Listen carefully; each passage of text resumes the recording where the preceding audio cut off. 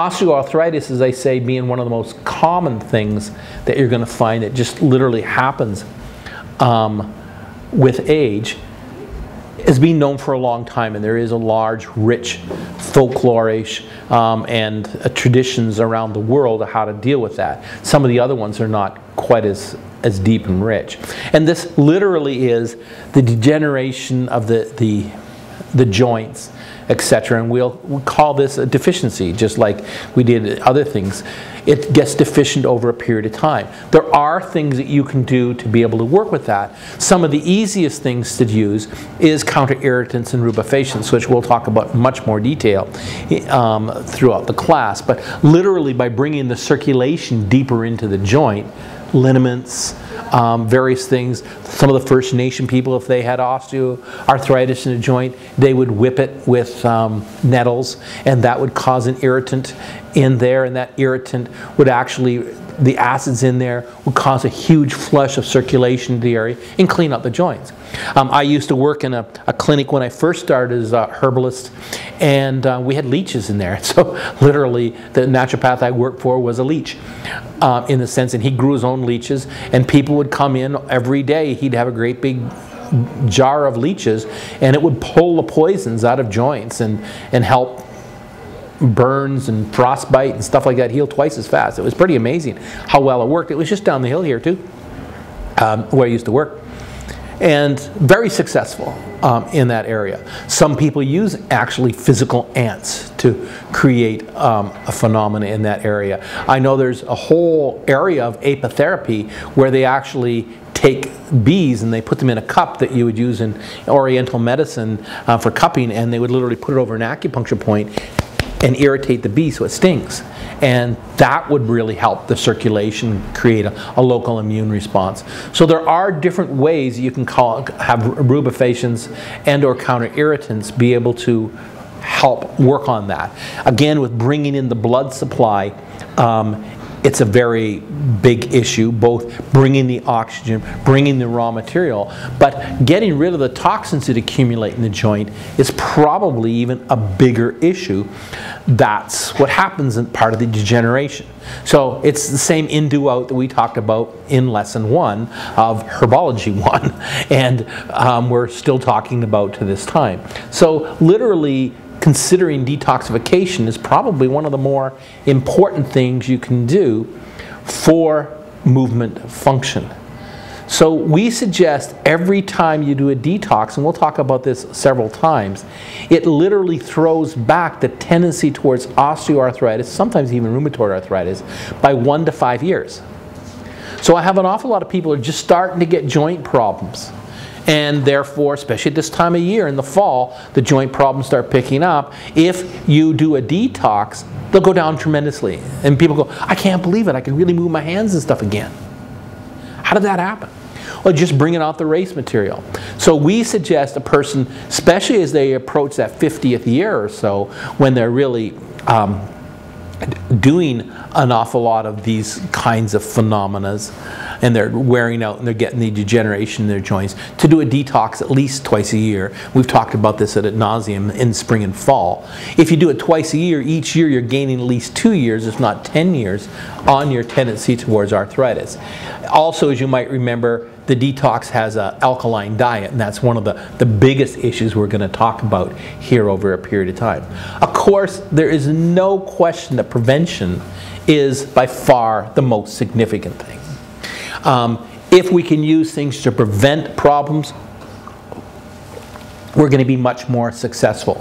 So if you plan to live over 50, and lots of times people who are 30 don't even think that they're going to live to 50, but let's face it, the average lifespan of a person living in Calgary right now, a woman living in Calgary is 84, and it's 83 if you're a male living in Calgary. The world statistics is 67. So if you live anywhere else in the world, so don't move. The life expectancy in Hawaii is 55 years. Really? It's one of the lowest in the world. I would think it would be higher since it's like so chilled. Yeah, well, that just shows you. You would think it would be so long because it's so chilled, but so chilled is not necessarily healthy. That's true. And there's more bugs and things that will kill you instantly. And the Polynesians themselves have a genetic phenomenon. If they're in a level of abundance, they become very, very large.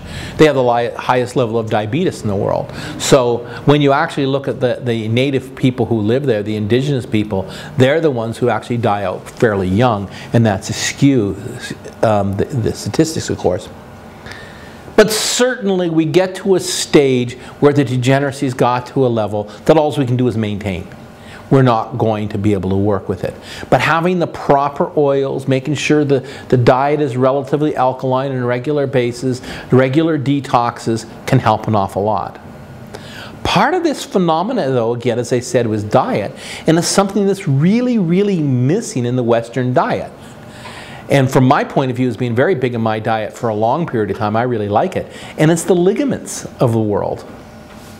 Meaning that having bone soups, having oxtail soup, you know, chewing on the chicken bones, the ligaments at the end of the chicken bones, duck feet, chicken feet, things that would be disgusting to the average everyday Canadian is embraced by an awful lot of the Oriental cultures and an awful lot of the European cultures in the past. And it's so healthy for them. I had this little old lady who came in as a patient. She had various forms of cancer and things like that, and some osteo issues. And I told her that one of the most important things she could do was eat bone soup, you know, like a brothy stew on a regular basis. And she was kind of drow like this, and all of a sudden her eyes picked up, and she says, "Would it be all right if I snuck a couple chicken feet in there every once in a while?" I go, "Oh my God, that's so fantastic. The more, the merrier." And she looked over at her daughter. She was black.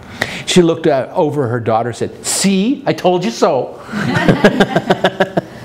And so she got her daughter to go out and buy a great big huge bag of chicken feet that day, and she started making chicken feet soup. And she came back a month later. This is a long time ago now. Well, when I say a long time ago now, a couple years ago, and she was only given 6 months to live. And I just saw her in the last month, and she's still eating her chicken feet soup and stuff like that, and with some ginger and some other herbs in it. And it's given her a new lease on life. She literally says that she feels 20 years younger by doing that, even in her movement.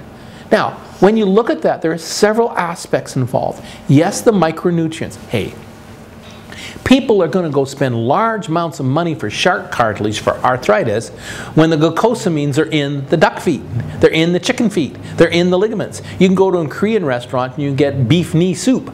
Well, and you can get beef knee soup right beside Community Natural Foods for $4, a huge bowl like this, and go next door and get glucosamine sulfate there for $15 for a bottle, and that soup had more than 3 of those bottles in it. So it's a matter of magnitude how well these things can work. They might not be as absorbable, they might not be as digestible, but I'm really suggesting those old-fashioned bone soup stews and things like that can really help.